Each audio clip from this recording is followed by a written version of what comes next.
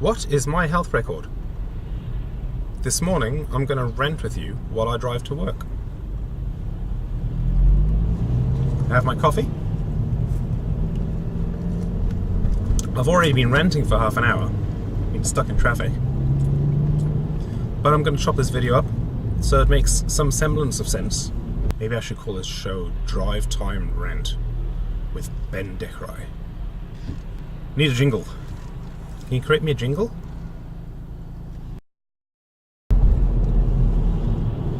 So good morning. This is take 3, but I thought if I get it all done in one contiguous lot, it would be easier than having to cut and splice the previous recordings. I'm 14 minutes from work. Let's see how this goes. My health record. That's right, that's what it's called. I want to do some podcasts while I'm in the car. Driving to work is good fun. I like my car. I like driving. But it's also a long time on the road when I feel like I'm not as productive as I could be. So I thought, let's do some videos. And usually I'll be talking about security, identity, privacy, 3 main things that I'm interested in. But yesterday marked the day that Australians, other than Queenslanders, could opt out of my health record. The reason why Queenslanders can't opt out is because they've already been in for the last 2 years. Most of them 2 years ago, when the opt-out in their state started, probably didn't even hear about it, because the marketing on this has been abysmal. A few years ago we had the census for the first time online. Before that it had always been paper-based, and there was a huge outcry then, security, privacy issues, and the marketing around you need to do the census online was everywhere. It was on TV, it was on radio, there were billboards, you got flyers to the post. There was no way you weren't going to hear about the fact that the census was online. My health record, opt-out. It's an opt-out process. You have to opt out between yesterday and 3 months from yesterday. That's the 3-month period. If after that time you haven't opted out, a My Health record is created for you automatically. No consent required, and all of your medical records will be stored online digitally. Now this is a good thing, they tell us, because it means that all of your history is in one place. It means that if you go and see a new healthcare provider, they'll be able to look up your history. You don't have to repeat your history every single time you see a new specialist. It's a good thing. Except that apparently, it's not going to be a full history of your health record. One of the concerns has been, but what about the security? What if somebody hacks it? What if a healthcare provider downloads your information and it gets out somehow? The response to this has been, don't worry, we don't actually store your full health record, only the relevant information, the important relevant information. And I'm thinking, well, if it's not a full history, then what's the point? I'm going to have to repeat my history to every healthcare provider again anyway. So there's that. Secondly, we know that there will be a security breach. We know at 99.999% there is going to be a security breach. Some information is going to get leaked. How do we know this? Because it always does. You cannot put anything on the internet without it getting breached. It's impossible nowadays. An attacker only has to succeed once. The person defending your data has to succeed every single time. This is why LinkedIn had a password breach. This is why Equifax had a breach. This is why all those sites that we hear about day in, day out for years now, it feels like just a few years, but it's been a decade of a comparative torrent of news reports about another data breach happening. I don't mean to be all glum about this, but we have to accept that when we put something online, eventually the data will get leaked somehow. Whether it's accidentally, whether it's through hacking, whether it's on purpose, it'll get out. So we're putting this information, we're allowing the government to store this information about our health online. What are the issues with that? Why is that not just, yeah, sure, why not? The purpose of it is to make your life easier and to make managing your health and providing a good health service to you easier. The purpose of it is not to allow other organisations to have commercial gain from your information.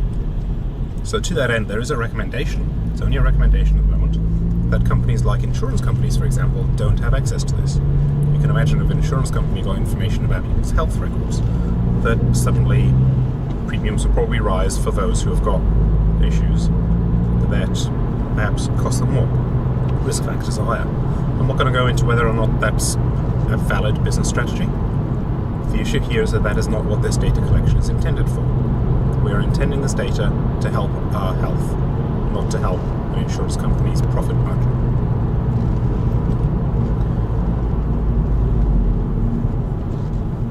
Now, as I mentioned, as of yesterday, you're able to opt out. I highly recommend you look into this some more, or just take my word for it and opt out. I recommend everybody does. I'm not going to force you to. It's totally like you need to work it out for yourself whether it's right or not for you.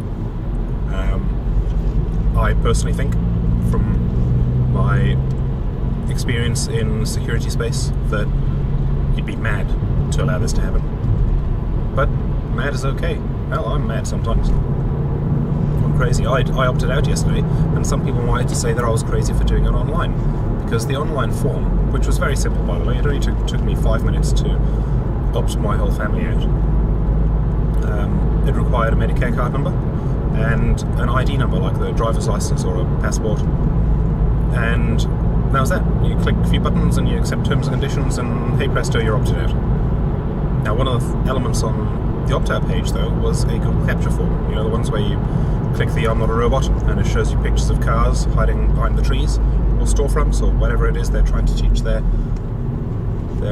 artificial intelligences to recognize, and we're basically their fodder for that information. It's a great system, but I digress. That capture is inserted into the web page, and there's a script that runs within the web page which allows Google to determine whether or not you're a robot, and it's great for anti-spam. It's a really good process. They test you with pictures or words or sounds, but they also analyze what you're doing on the web page. So are you clicking on buttons? Are you scrolling? Are you moving your mouse?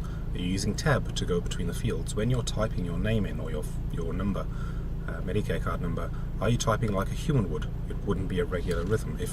If you get one character input exactly every 10th of a second, then perhaps that's a robot or a script typing into the form. So they use all of these extra bits of information to work out the likelihood of you being a robot or not. Now, in order to do that, they need to monitor the activity on the site. Their privacy policy for using the capture states that in order to fulfill the service, they might need to send some of your personal information to a server which is not hosted in Australia.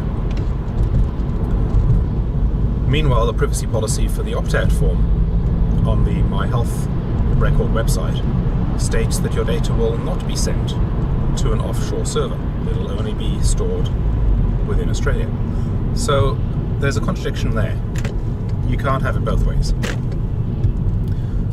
So that's interesting in and of itself. So it's possible that the Google script could not only analyze your actions on the web page, but also make a copy of your driver's license number and your Medicare card number and store that in an offshore server somewhere. It's possible. Maybe they do that, maybe they don't. At the end of the day, I chose to take that method because to do it on the phone would have bypassed the need for a capture. And some people had to do it because you also needed a driver's license or a passport number to do it online. You didn't need that for the phone call. But people were on the phone for over 2 hours yesterday trying to opt out. Shows how well prepared the government was for that influx of people who actually care about their privacy. Ooh, that was very judgy. Sorry about that. But yeah, you should care about your privacy. And it's different to the whole Facebook argument. You share your life online, so why are you worried about the government knowing about your health? No, that's bullshit. If you have a Facebook account or a Twitter account, you choose what you share. There's, to a certain degree, like you can't choose who tags you. You can disable that, but there are other people who can post things about you, sure. But they could do that even if you didn't have a Facebook or a Twitter account. What you do on your online social media feeds is up to you. What goes into your My Health record is not up to you. Therein lies a huge difference. It's about consent of data that goes into the big system. With My Healthcare, you don't get that choice. You do at the moment. Now, you need to opt out within 3 months, because after that, your account will be created automatically if you're going to opt out. After that point, if you have an account created, you can then ask for it to be deleted. But they won't actually delete it, they'll just disable it. They'll deactivate your account.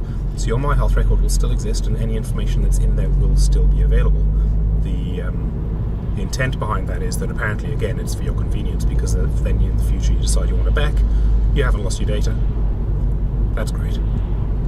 So opt out quickly. I'm also aware of some discussion. I haven't validated this, but I just want to put it out there just because it might be important. Apparently, I don't know if it's within the next 3 month period or afterwards, if a healthcare practitioner requests your My Health record, My Health, I think it's record, I'm forgetting the name myself now. If a health practitioner requests it, it will be created automatically. Now, my understanding is that after 3 months it'll be created, therefore perhaps this counts during the 3 month period. So if I went to my doctor tomorrow, having not opted out yet, and they requested one, would it create it automatically? I'm not sure. But the only way to be sure is to opt out as quickly as possible. Now, how can we trust that the opt-out will work? I don't trust that it'll work. I've got an email confirmation that tells me that I opted out. But if they create one and they start storing data and they go, oops, sorry, we'll delete that for you or deactivate it, what recourse do I have? None. But at least if you opt out, you're one step closer to being safer. So, 4 minutes left. That's been about 10 minutes. They're my thoughts, my morning thoughts on My Health record. I don't know if it's just me, but I keep forgetting what it's called. It's My Health record, I think. They probably could have come up with a snazzier name. But, you know, it does exactly what it says on the tin, so that's all right. But I'm almost at work, so I'm going to sign off.